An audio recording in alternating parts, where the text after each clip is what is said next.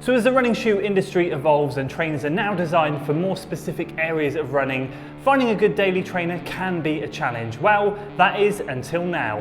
What is up guys, Andy Forrestine Runner here. Welcome back to another video. And is this the best daily trainer of 2023 so far?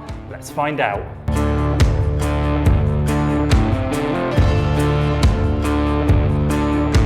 So by definition, a daily trainer is something that can do it all. A shoe that a few years ago we all used to have in our rotation and rely on. But as I just alluded to, the running shoe market is definitely evolving, and now we have shoes for certain categories, certain areas, and daily trainers are definitely, in my opinion, watering down. But I think I found a shoe that covers all bases that could be the best of the year so far. We're not far into it, but I think it's going to take a lot to challenge this thing and knock it off the podium by the end of the year. So without further ado, we're going to dive in, compare it to a couple of my other favourite daily trainers, and I'll tell you why I think this one comes out on top. So if you're excited for today's video guys, make sure you give it a like, share it with your friends, subscribe to the channel for weekly running content, and let's dive in. So by definition, as I just said, a daily trainer is something that I feel that we can do most of our runs in. And for me, that has kind of evolved over the years. And the three trainers I want to talk about today, yes, I know the Speed 3 and the Nova Blast 3 are kind of last year's iterations, but they are two of my favourites that are still rolling into this year. And I think what the Hyperion Max has done is come in and really knock these two off the podium. Let me explain why. For me, a daily trainer no longer really includes that really easy recovery pace. Yes, it can do it, but it doesn't need to be its strength. Its strength for a daily trainer for me, and this is very much all individual, so opinions are welcome here, is very much from that moderate steady pace all the way up to being able to do workouts in them. Yes, you want to be able to do easy runs in them, you can definitely do them in all of these shoes, but the strong point very much is that middle ground. I'm going to throw up on screen the graph that I put together for the Nova Blast 3 so you can see where I feel this range is with this shoe. Now, easy running certainly is something I can do in this shoe. I don't particularly go to this shoe for my easy runs because I find as a taller runner working on cadence, this thing works against me with how bouncy the foam is. Having said that, the moderate running marathon pace and half marathon pace in this shoe is absolutely brilliant. But then as you get further up into the sort of faster paces for a workout that you might want to do, 5k, 10k area, it doesn't really excel. It suddenly just becomes a little bit too soft and squishy, a little bit too bulky, and something that I would definitely not gravitate towards. So with this one in particular, I feel like it's got a great core in and around the moderate to half marathon pace, but anything outside of that, it doesn't really quite cut it. And I'll throw out the graph on screen as well for the Speed 3. This very much matches up with the tempo. I feel that these two shoes are absolutely bang on the money with where they need to be in terms of a daily trainer. And it's funny because I'd never put the Speed 1 or 2 in the daily trainer category, but the evolution of the Speed has meant that I feel this one drops down a notch from that real top end work and kind of comes down as a little bit more of a cruiser shoe, something that I have indeed done plenty of easy running in it. I've done plenty of moderate running in it and plenty of long runs and workouts. So this for me is pretty much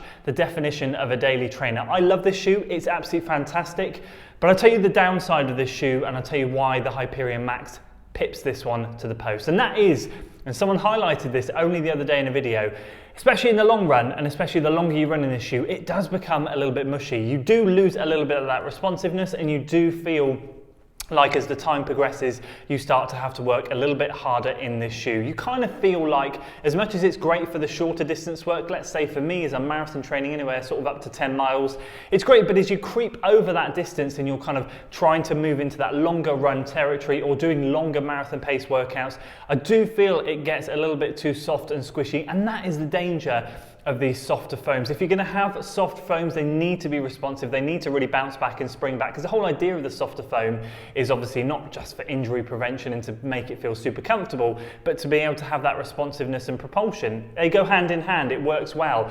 But when this thing starts to be used too much, I feel like it doesn't flatten out, but it does kind of go a little bit, it dampens down a little bit.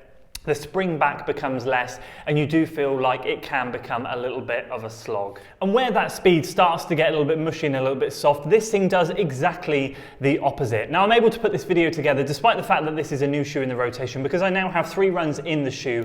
It is a really good long run, it is a moderate run, and it is a fast workout. And I feel like I've now covered all bases with this shoe that I want to do. It's kind of something that I want to do with a lot of new shoes to make sure I get the full range before giving you guys some full feedback. And that workout I've done will be published on the next video, which will be in my marathon training series week 4, the feature workout. And I put paces in this thing up to 10k pace, and I was floating pretty darn hard just below marathon pace, and it absolutely excelled. I can't begin to tell you how well this shoe performed. And again, that's enabled me to put this graph together, like I said, because it is exactly the same as the Speed. I feel this shoe, like the Speed, is potentially got the best range of paces that you could want from a daily trainer. Yep, I could run easy in it if I wanted to. I probably got some better easy and recovery day shoes, but moderate all the way up to 10k pace is absolutely this one's sweet spot. Meaning for me, in my definition of a daily trainer, that is exactly where I want it to be. And the main reason I feel like this shoe is better is all down to this midsole foam. The thing that divides opinion, the thing that I think a lot of people go, yeah, this is absolutely for me, and no, I'm absolutely out. Now let's be honest, softer midsole foams over the last few years have become a real thing, not a phenomenon, but have become a real selling point for a shoe. And we've kind of gone down that mentality of the softer the better. For a lot of our recovery days, easy days, we're sold that dream of a marshmallow pillow that we're running on. And I get it, for recovery and easy days, that's fantastic. Baby the legs, make them feel good, ready for that session. But sometimes you don't want that when you're trying to run fast. And this is where this foam comes to life. It is on the firmer side of the spectrum. It's not super firm, but it's certainly not in the middle.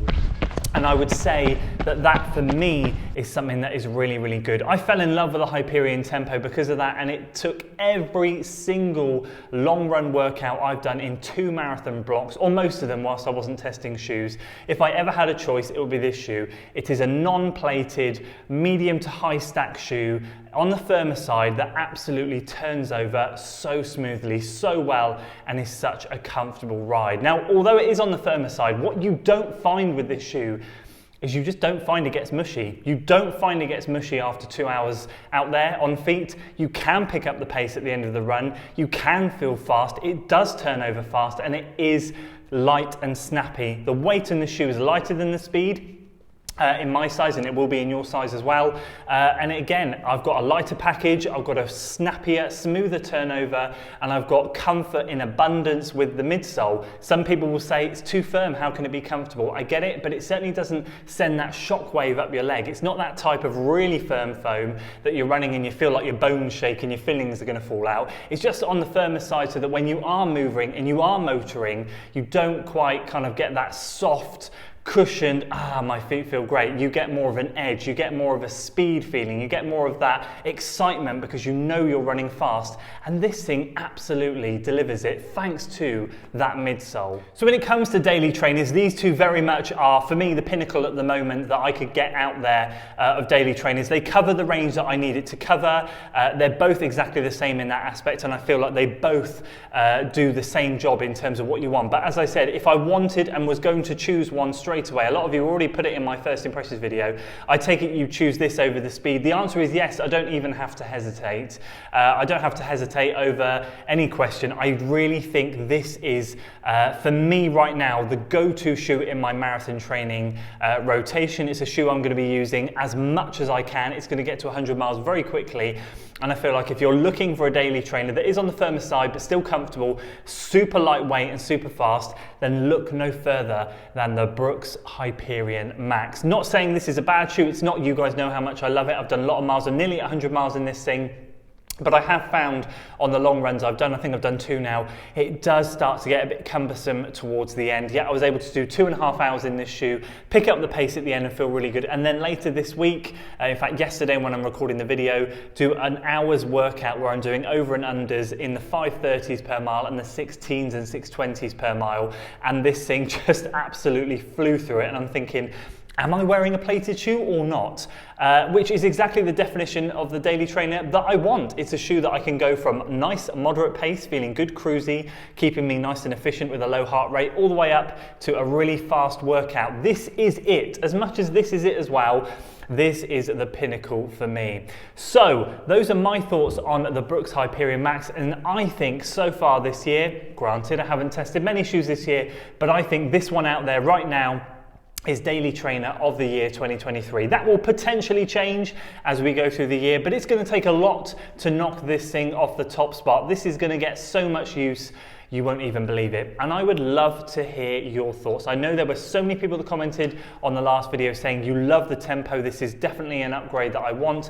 My words to you are, if you love the tempo, this is a no-brainer. If you've never tried these shoes, get the tempo before this, because the tempo is currently on offer. You can get that for around 80 or 90 pounds. You'll get a feel for the midsole, give it 2 or 3 runs. It does take 2 or 3 runs to break in, but when it's broken in, you will absolutely love it, or I hope you will anyway. So yeah, I'd love to hear your thoughts. What do you think? How many runs have you got in this thing so far? And is it your daily trainer of the year? And also, I've given you my definition of a daily trainer. Did mine match up to yours, or is yours slightly different? I'd love to hear your thoughts in the comments below. That's it for today, guys. I hope you enjoyed the video. If you did, please give it a like, share it with your friends, subscribe to the channel for weekly running content, and I will see you on the next one for a marathon workout in this shoe. Until then.